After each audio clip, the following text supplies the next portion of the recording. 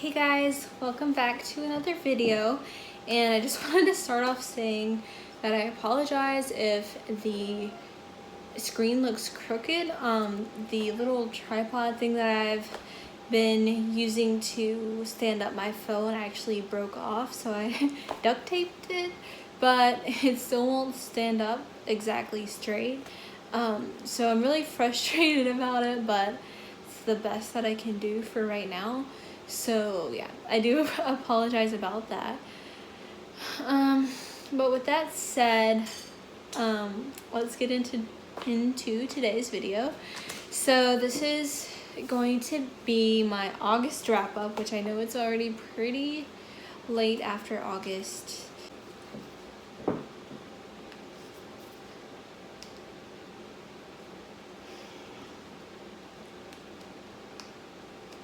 I'm so freaking irritated right now.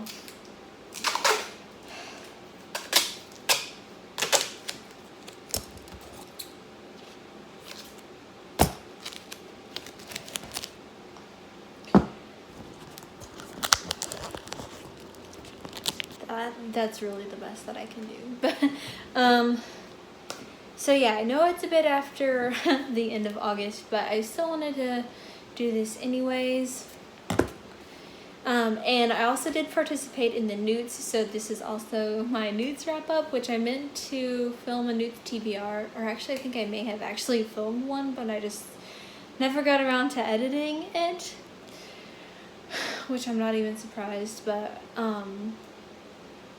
yeah, so I actually read 12 books in the month of August, and I read all of the prompts to be a mind medic in the wizarding world, so I'm really excited about that, as my bachelor's degree is in psychology, so I'm just really excited that I was able to do that.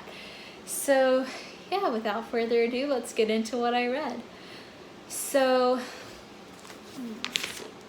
the first book I read was for An Acceptable in Charms, which is to read a book with a gorgeous cover, and for this I read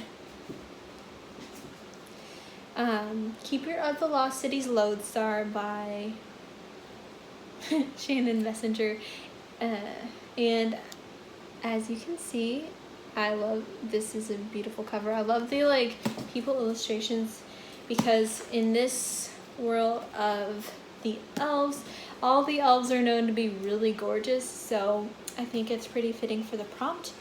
But this is the 5th book in the Keeper of the Lost Cities series, a middle grade fantasy series by Shannon Messenger. And the first book is about Sophie, who is living in the human world, and she doesn't know she's an elf until one day this boy named Fitz shows up and whisks her away to the elven world. And once she's in the elven world, she gets involved in the elven politics and is discovering all these powers, and goes to a magical elven school. So I have loved every single book in this series so far, and this one was no exception. I really enjoyed it. I love the relationships between the friendships between the child characters, but I also love the relationships that the children have with the adults, because I feel like in a lot of, I guess with young adult it's more common, but the parents don't really play a big role, or if they do, they're jerks basically, or they're just really not around very much. But in this series, not only are the parents around a lot, but they have a good balance of disciplining their children and also being there. I apologize if the camera angle changed again, but my phone just ran out of storage space, so I had to delete some things, so this is not going well for me today. But I think I was talking about Keeper of the Lost City's Lodestar and how I like the parent relationships, or the relationship with the adults. So yeah, and I also really like this story. It's really interesting to me, and I'm sorry, I'm just really discouraged right now. Okay, so the next book that I read was for Exceeds Expectations in Charms, which is to read a comic, graphic novel, or manga. And for this, I read Everyone's an Alien when you're an alien too. It's spelled weird. So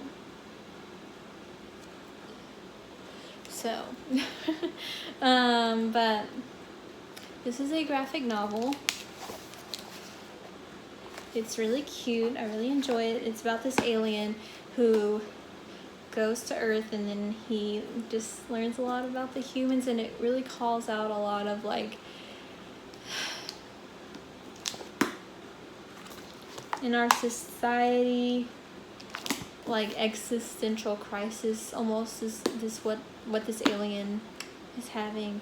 And it was just really cute, but it also was kind of emotional for me, so I enjoyed this. And I think I forgot to say, but I gave Lodestar, Keeper of Velocity's Lodestar 5 stars, and I gave this 5 stars as well. The next book that I read was for an outstanding in charms, and this was to read a paperback. And so for this challenge, I read Dream and Sun, Volume 1 by Ichigo Takano. And this book is about this girl who does not like her life at home, so she decides to move out or like run away, and she comes across these guys who live in an apartment, and she wants to live with them, and so the landlord of the place has these rules that she has to follow or do. The first is that she has to tell him why she ran away. The second is that she has to find his missing house key, and the third is that she has to fall in love. So this is just about her and her relationship with the guys, and just her coming into herself and learning about life and love. And it was really cute. I really enjoyed it. I gave it 5 stars as well. All right, so the next challenge was for an acceptable in defense against the dark arts, and this was to read a book with black under the dust jacket. And for this challenge, I read House of Salt and Sorrows by Aaron A. Craig, and it does have black under the dust jacket. As you can see, I got it from Book of the Month.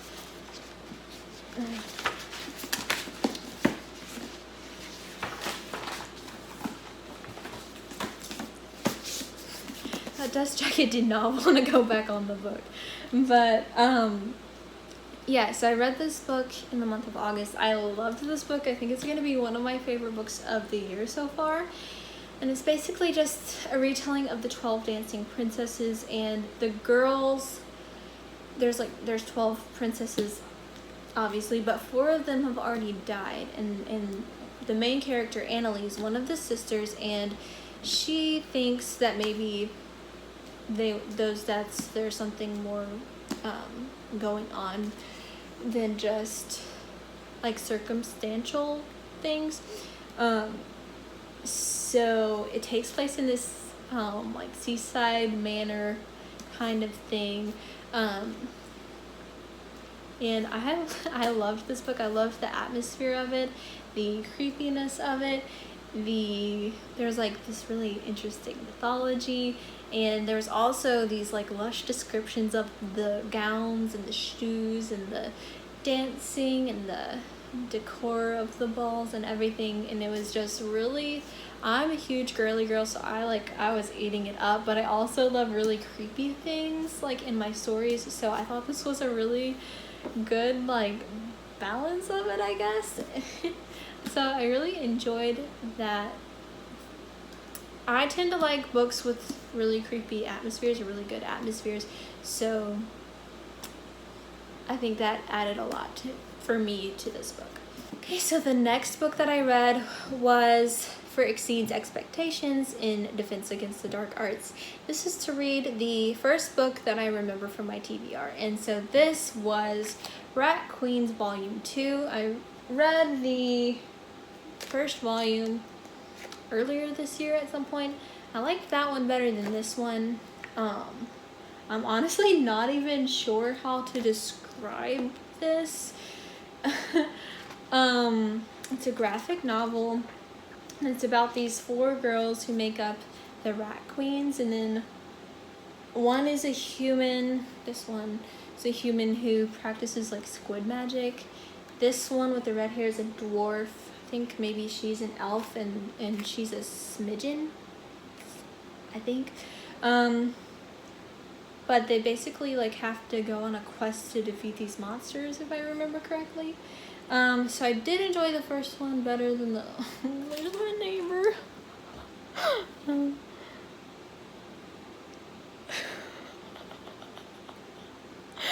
Ooh, that was awkward. My neighbor's sidewalk from her house goes straight past the windows I'm sitting in front of. So that was super awkward. But that's okay. Okay, so this one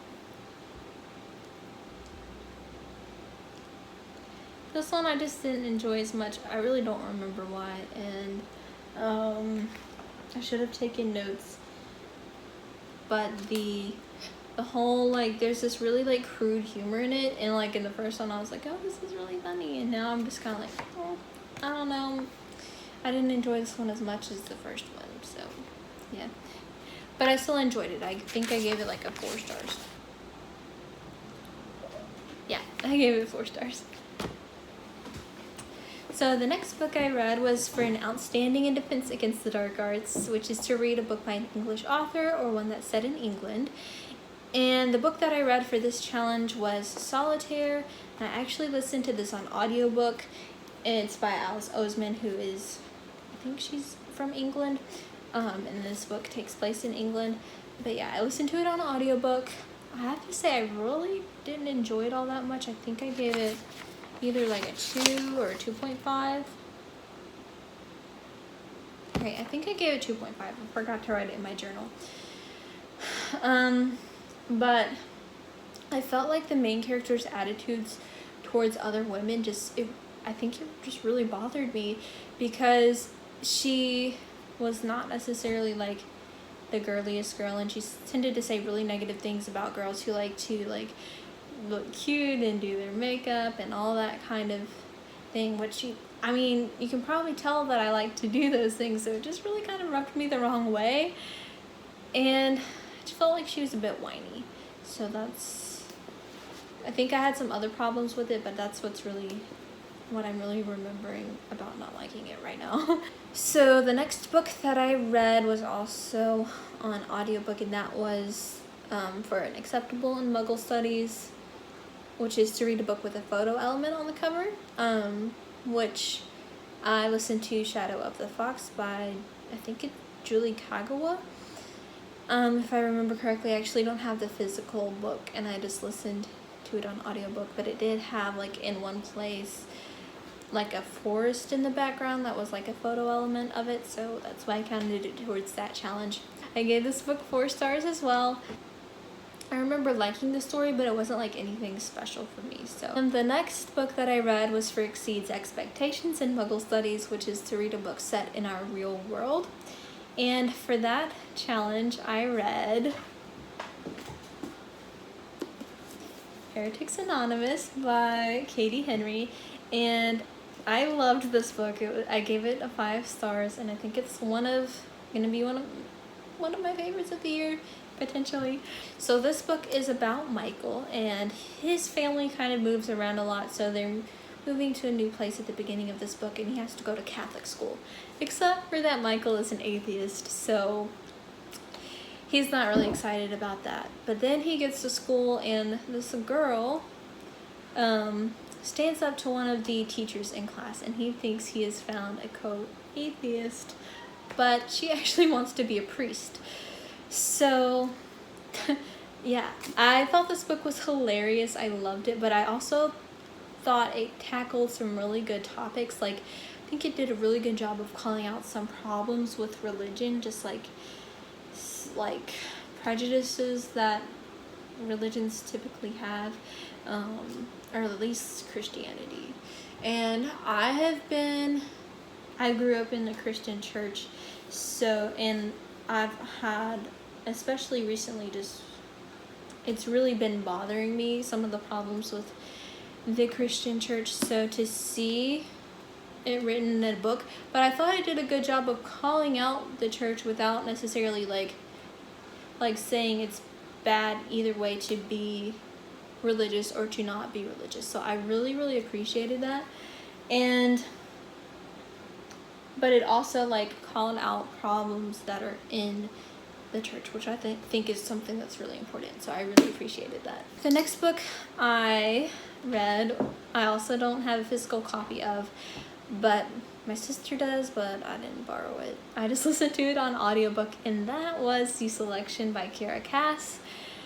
And I read this book to get an acceptable in potions, just to read a friend's favorite book. And as I mentioned, my sister has this book, and she loved it. And she's been telling me to read it for probably a few years now. So I finally listened to it, and she was really happy. So this book was really entertaining to listen to. It definitely held my attention, and I wasn't really bored with it. But I didn't really like the main character that much. Sometimes I felt like she thought she was the only one who could be special and that kind of thing. And she was also one of those who's like, I'm not other girls because I'm not into wearing makeup and dressing up and all that. And that is a trope that really bothers me. So that took away from my enjoyment some. And so I wound up giving it 3.5 because I still enjoyed it, but I definitely had some problems with it. The next book that I read was for Exceeds Expectations in Potions, which is to read a book with the Hogwarts house color on the cover. And so I had to be extra and read a book with both blue and green on the cover because even though when I took the Pottermore test I got Ravenclaw, I really consider myself a Slytherclaw, and I don't think that either one of the houses on their own accurately captures my personality. So I belong to both houses. So I wanted to read a book with both colors on the cover. So for this challenge I read A Curse So Dark and Lonely by Bridget Kemmerer. I also gave this book a 4 stars. I really enjoyed it. Beauty and the Beast is actually my favorite Disney movie. So this is a really loose retelling of Beauty and the Beast, so I think I was expecting it to follow along with the original story a bit more. So I think that's what kind of took away a bit from the story for me. But yeah, so this is a loose Beauty and the Beast retelling where the main character, Harper, is actually from Washington, D.C., and she has cerebral palsy, and I've heard that I don't have it myself, so I can't speak necessarily if it is, but I've heard from other people that it is good representation, so that's also really cool. And I also really loved Prince Ren and Commander Greg. I think Commander Greg is my favorite character from the story. But yeah, I enjoyed this. And maybe if I had gone in with not even thinking it was a Beauty and the Beast retelling, I might have enjoyed it more just because I was expecting it to follow along more closely. So I felt a little bit let down, but it's still a really good book. So the next to last book that I read was to get an acceptable in Transfiguration, which is to read a book with LGBTQIAP+ representation. So for this challenge, I read a book, and it's not one of those blatantly in your face, this is LGBTQ material, but there were some lines in the story where I was just I wonder And then I looked it up, and I did see somewhere that this character is supposedly, like, it's supposedly canon. But that book is Vengeful by V.E. Schwab, and the character I'm talking about is Victor. So this is the sequel to Vicious by V.E. Schwab. And the first book is about Victor and Eli, who want to become extraordinaries. And to do that, they basically, they have to have a near-death experience. So I gave this book 4 stars. I think I liked Vicious a bit more. There was a line in here where Victor was talking about this girl that I think he may have had like feelings for, but he was never like sexually attracted to her, so that's what made me think maybe he was asexual. And I looked it up, I think maybe just on Goodreads, and I did see someone, I don't remember exactly who, saying that he is in fact asexual. So that's why I counted this book for this challenge, and I really enjoyed both books. I really loved the writing style, honestly, because it's just so easy to read for me. Like, it's not one of these like super flowery, but it doesn't sound like a child wrote it either. And I did enjoy the first book more because we were learning about Victor and Eli and their past together. Well, I guess kind of like their past together and how they became extraordinaries and just how extraordinaries work overall. So that was more entertaining for me than this one, but this one was still really good. So I gave it 4 stars. I think I already said that, but yeah.